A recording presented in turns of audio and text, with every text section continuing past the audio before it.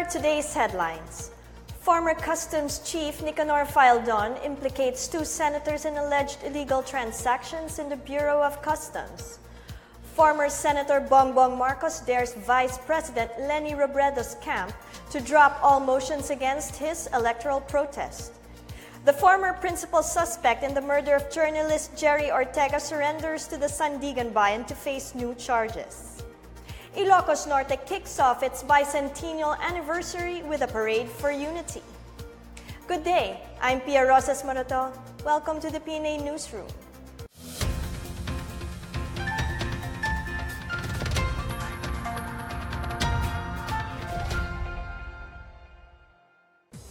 President Rodrigo Duterte handed over 25 million pesos as aid to the provincial government of Albay. The president was in Albay Monday afternoon to personally assess the disaster operations as Mayon remains in its restive state. He said that the 25 million can be used by the provincial government of Albay for the food, sanitation, and health needs of the evacuees. Albay Governor Al Francis Bichara, meanwhile, briefed the president on the disaster relief operations in more than 70 evacuation shelters. Among the concerns addressed before the president included food and sanitation at overcrowded temporary shelters and the livelihood of the evacuees, most of whom are farmers who have stopped tending to their fields. The president also assured that another 50 million pesos will be given to the provincial government as additional aid. 49 villages or barangays with about 105,000 people around Mayon Volcano's permanent and extended danger zones are threatened by the continuing unrest of the restive volcano. FIVOC said lava flow, ash fall, pyroclastic flow, and lahar can affect even villages in Mayon's extended 8-kilometer danger zone if unrest in this volcano intensifies further. In its bulletin released Monday, FIVOC said its instruments had detected 41 volcanic earthquakes and 16 rockfall events in Mayon Volcano. 4 of 6 tremor events in Mayon corresponded to lava fountaining. Meanwhile, the National Disaster Risk Reduction and Management Council reported over 22,000 families affected by Mayon. NDRRMC Executive Director Ricardo Halad said over 20,000 families are being served inside and outside evacuation centers. About 118 million pesos worth of assistance has been extended. Damage to agriculture has reached 189 million pesos. Albay Governor Al Francis Bichara is appealing to those intending to help the evacuees from the eruption of Mayon Volcano to buy their food assistance provisions at the local market. Bichara said that aside from providing healthier food for the evacuees, the donors would also help the local economy. Bichara said it is better to buy locally produced vegetables, swine, and fish to provide livelihood to the local producers. He added that the local economy should also be considered since with every disaster is an opportunity. The rains have reportedly alleviated the situation of the agricultural sector with a cleansing effect on the crops covered with ashfall. He, however, said the problems following Mayon's activity is expected to continue with evacuees ballooned because of fear and safety concerns. FIVOC had reported 80 million cubic meters of volcanic debris that may flow down to communities. Former Customs Chief Nicanor Faildon accused 2 senators of making illegal requests at the Bureau of Customs. Faildon faces Senate during the hearing on the 6.4 billion peso shabu shipment from China. Here is a report. Former BOC Chief, now Office of Civil Defense Deputy Administrator Nicanor Faildon claimed that Senators Frank Drilon and Vicente Soto III have made illegal requests at the Bureau of Customs. Senator Paulo Benigno Aquino IV had asked him to name some persons who made illegal requests in the bureau he formerly headed during the 3rd Senate Blue Ribbon Committee hearing into the 6.4 billion peso shabu shipment from China. The former BOC chief claimed that in 2016, Drilon pressured him into signing a memorandum of agreement with the National Historical Commission of the Philippines to renovate a part of the customs house into a museum. Faeldon said that he felt it was not right for a senator such as Drilon to make such a request that he rejected his favor twice.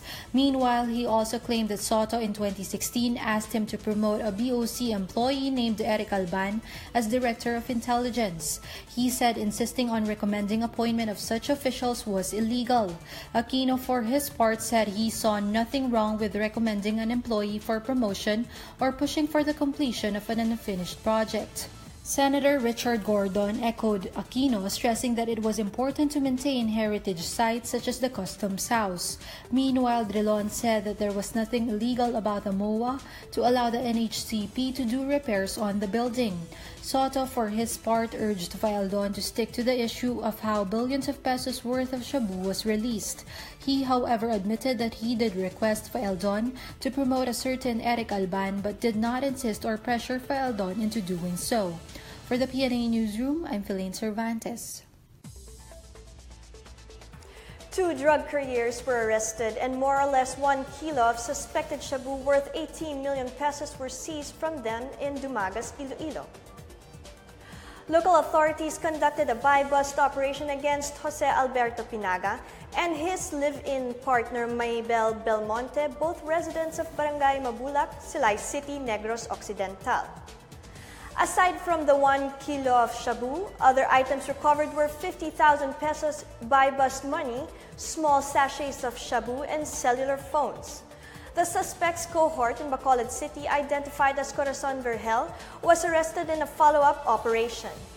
They recovered 15 grams of suspected shabu with an estimated street value of 180,000 pesos.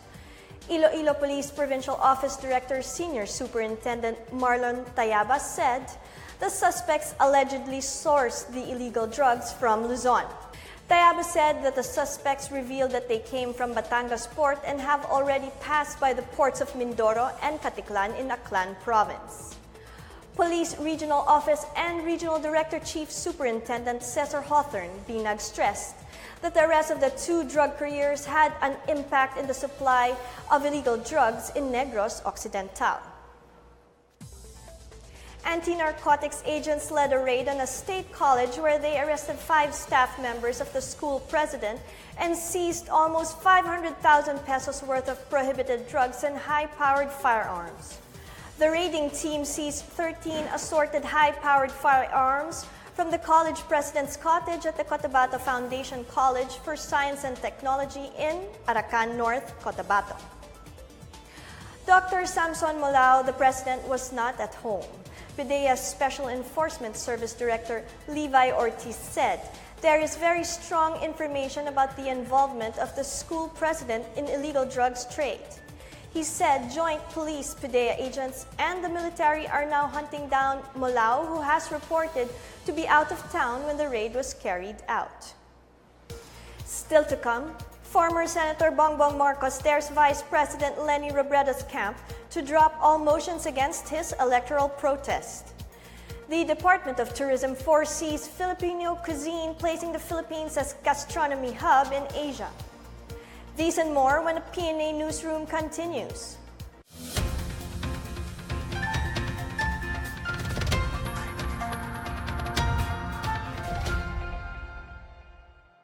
Isang modern business central district ang itatalaga sa most affected areas ng Marawi City ayon sa planong rehabilitasyon sa lugar. Ayon kay Housing and Urban Development Coordinating Council at Chair sa Task Force Bangon Marawi, Secretary Eduardo Del Rosario, na itong planong ito ay isa sa prioridad ng Pangulong Duterte na gawing masagana muli ang Marawi City. Itong lugar kung saan ang bakbakan ay nagdulot ng malaking pinsala ay binubuo ng 24 na barangays, 11,000 pamilya at may laking 250 ektarya sa loob ng Marawi City. Ang mangyayari dito kung ang national roads nila 2 lanes, gagawin natin 4 lanes or 6 lanes as needed. So, ang magiging modern nito dahil yung kanang electricity, water connections, and telecommunications will be underground. hindi na yung nakalabas. At yung mga infrastructures na dating andyan, mga schools, barangay halls, health centers, fire stations, lahat na yon ibabalik natin. Pag ibinalik natin yung infrastructure, mas maganda at mas modern ang construction ng mga buildings. Tinitiyak naman ng sekretary na itong proyekto ay magsisilbing katalista sa paglago ng syudad. Ayon sa kanya, ito ay magdadala ng investors at turista sa lugar. Gayunpaman, patuloy din ang livelihood opportunities sa mga IDPs. Hinihiling din niya ang kooperasyon ng mga residente at mga opisyal ng Marawi para suportahan itong planong modernisasyon ng gobyerno. We will do it as per instruction of the President to make Marawi City a top city in Mindanao. We will restore the prestige of Marawi City, and the government is 100% committed to ensure that we will be successful in rehabilitating and reconstructing Marawi City. Para sa Bayan, Jamrukat, Philippine Information Agency.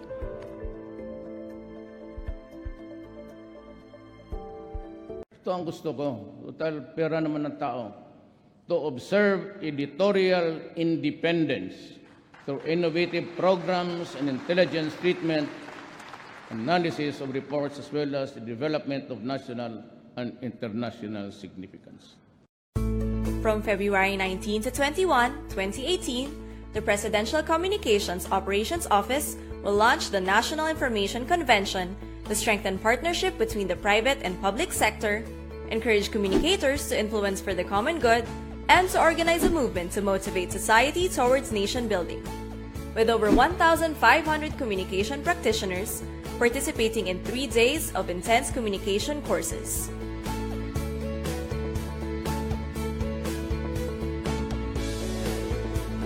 The National Information Convention, spurring national development and empowering communities through information.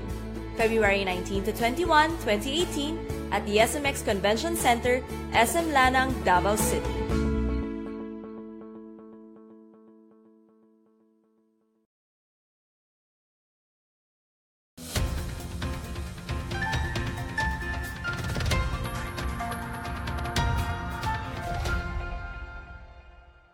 Former Senator Bongbong Marcos presented evidence of supposed collusion between the COMELEC and Smartmatic to rob him of votes in favor of Vice President Leni Robredo.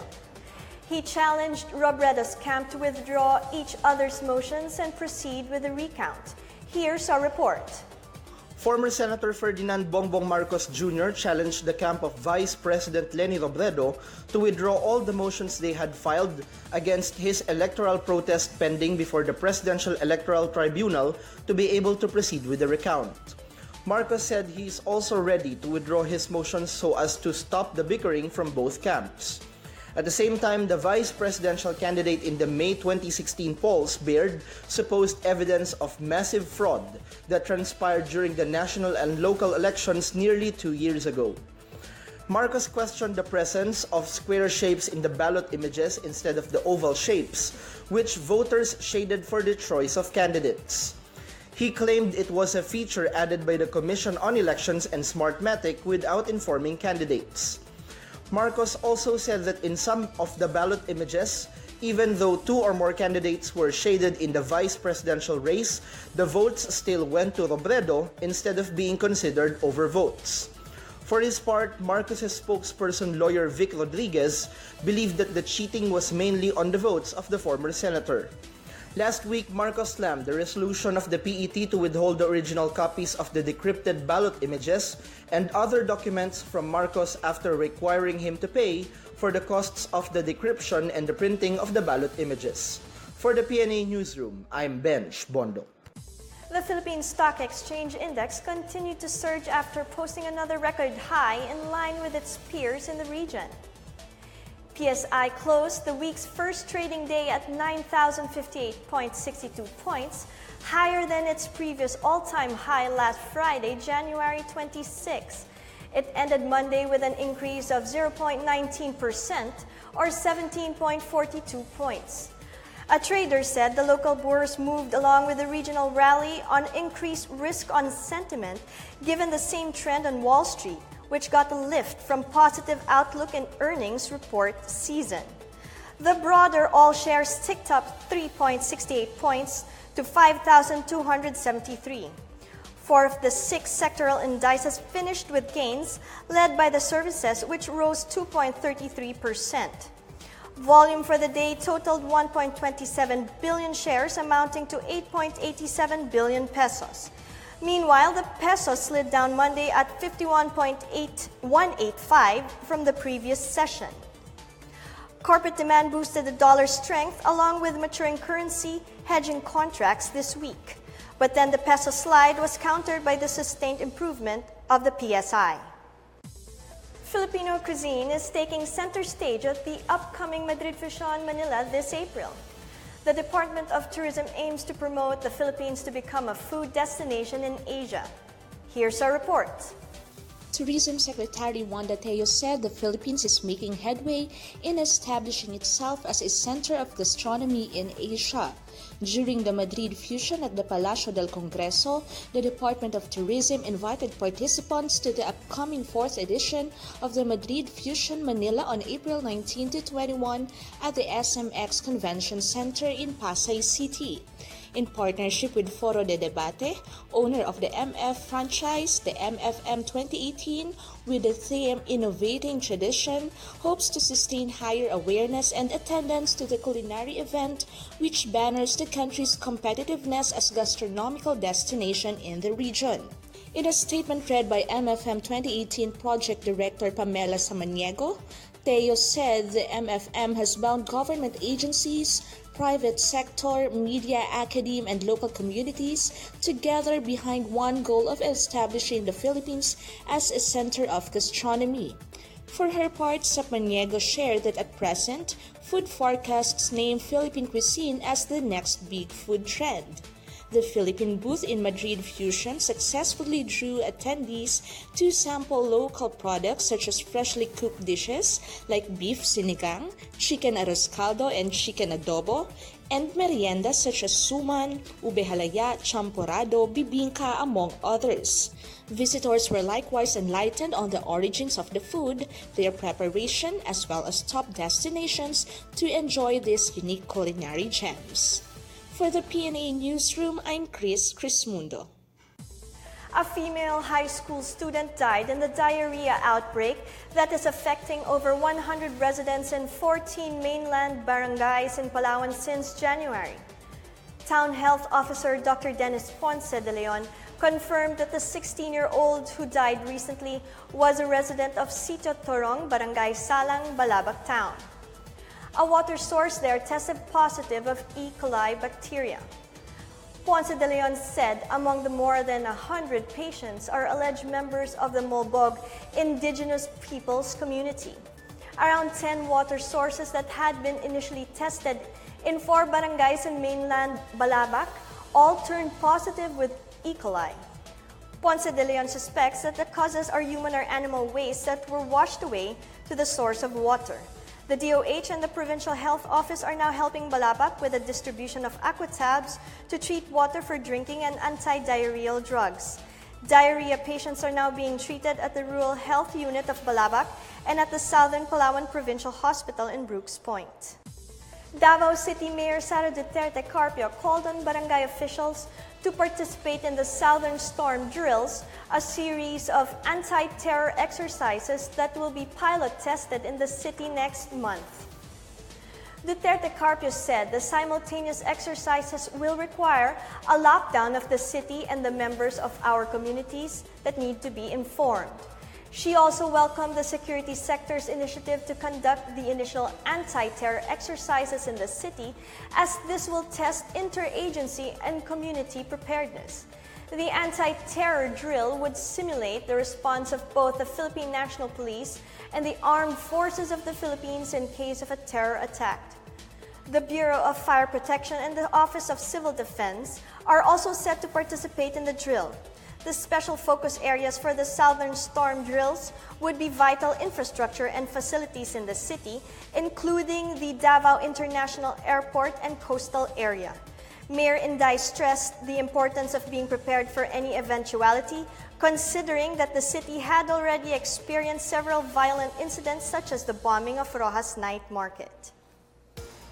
Up next, the former principal suspect in the murder of journalist Jerry Ortega surrenders to the Sandiganbayan to face new charges. Ilocos Norte kicks off its bicentennial anniversary with a parade for unity.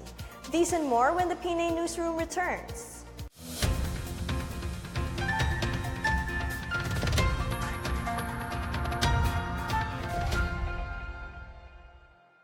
Sa gitna ng proseso ng rehabilitasyon para sa Marawi City, ang mga ahensya ng Task Force Bangon Marawi kasama ang international non-government organizations, ang United Nations World Food Program at ang United Nations Food and Agriculture Organization ay pinalakas at pinatatag ang hakbang para sa pagbabagong tatag, pagbawi at rehabilitasyon ng 5 barangay sa Marawi City upang magbigay ng tulong sa pamamagitan ng mga programa sa agrikultura, serbisyong panlipunan, seguridad, negosyo at kabuhayan ng mga komunidad na apektado ng krisis. Ang layunin ng programa ay magbigay ng agarang tulong na makabawi sa digmaang nangyari sa lungsod. Kabilang sa mga barangay na ito ay ang Gingba, Dulay Proper, Dulay West, Malimono at Kabasaran. For the people of Marawi and all the stakeholders, sama-sama po tayong babangon.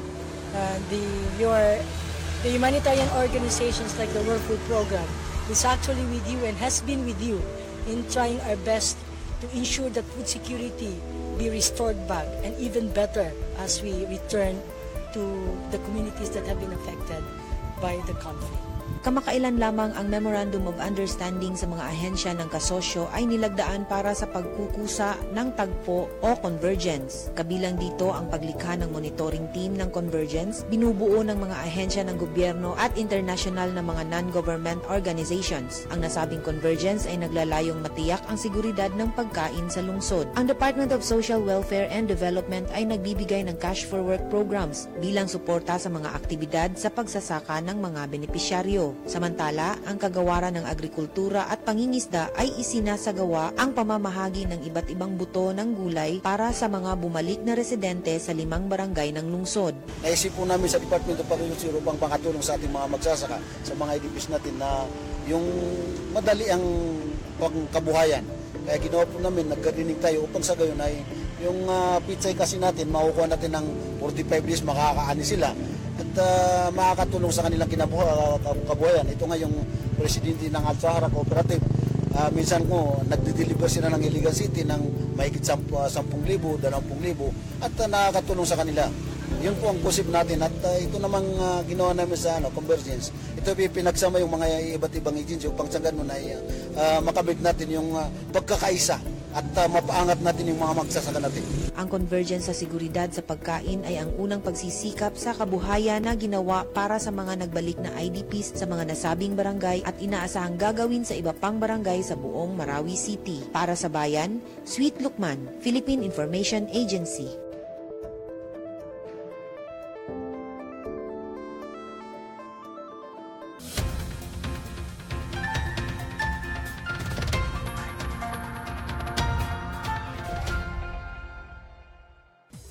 Petroleum companies implemented more upward price adjustments on Tuesday. Pump prices of gasoline went up by 45 centavos per liter, diesel by 50 centavos, and kerosene by 50 centavos per liter. Petron, Shell, PTT, Sea Oil, Unioil, Eastern Petroleum, and Phoenix Petroleum implemented the changes at 6 a.m. The price hike was brought by international petroleum market prices going up on last week's trading.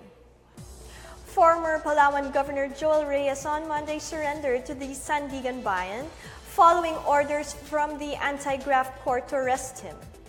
Reyes presented himself before the sheriff's office, after which he was detained at Camp Bagong Diwa. His lawyer, Attorney Demetrio Custodios, said they are preparing a motion for reconsideration, which they will be filing with the court this week. The Sandigan Bayan ordered the arrest of Reyes after the court convicted him for the anomalous renewal of small-scale mining permits in Puerto Princesa City in 2006. The Office of the Ombudsman had sought the rearrest of Reyes for being a flight risk after he hid in Thailand in 2012. Reyes spokesman Rolando Bonoan Jr. meanwhile said the former governor's cases have all been dismissed, which means someone may be manipulating this to send him back to jail. Reyes was previously considered a prime suspect in the 2011 murder of broadcaster Jerry Ortega. He has been released from detention after he was cleared of murder charges by the Court of Appeals. Global Port found its defensive touch and repulsed Meralco in their PBA Philippine Cup clash at the Smart Araneta Coliseum.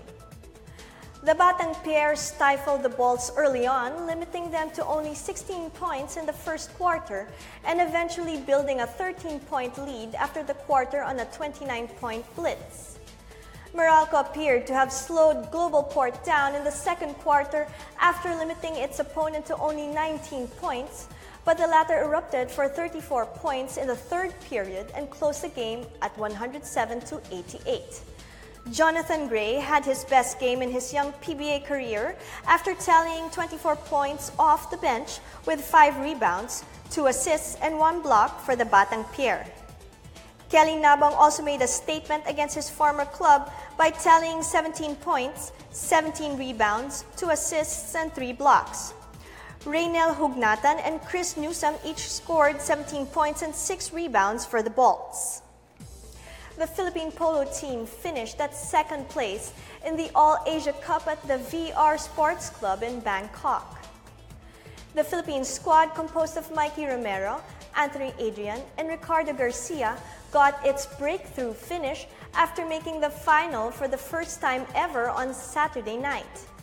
Its run, however, ended up short after Thailand showed its championship pedigree in the final. The Thai polo team overpowered the Filipinos 8.5-6 to take home the title. Despite the Philippine team bowing in its first championship game appearance, Romero will still go home with silverware in his hands as he took home the MVP honors.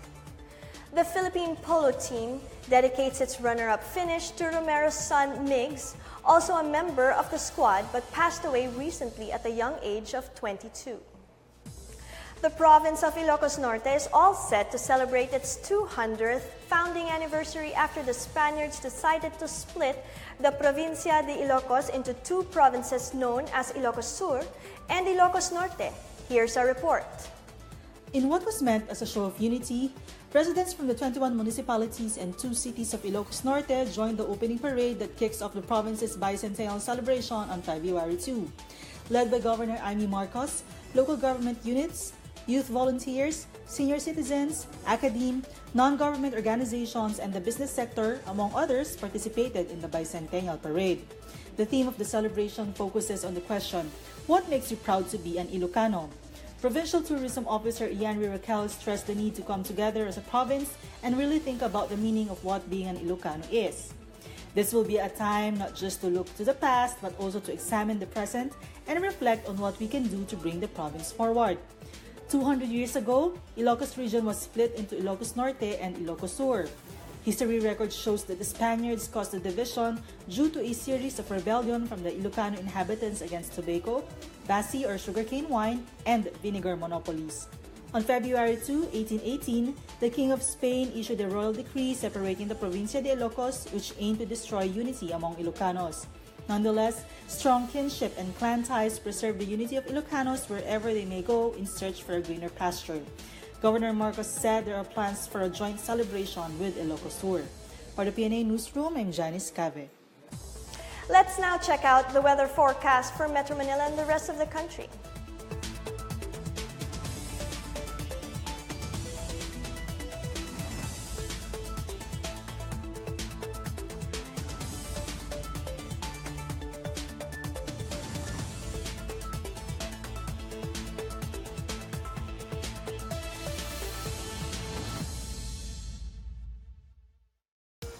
Here's another look at today's headlines. Former Customs Chief Nicanor Faildon implicates 2 senators in alleged illegal transactions in the Bureau of Customs. Former Senator Bongbong Marcos dares Vice President Leni Robredo's camp to drop all motions against his electoral protest. The former principal suspect in the murder of journalist Jerry Ortega surrenders to the Sandigan Bayan to face new charges. Ilocos Norte kicks off its bicentennial anniversary with a parade for unity. Thank you for watching another episode of the PNA Newsroom. To check out these and other stories, visit the PNA website or follow the Philippine News Agency on Facebook and Twitter.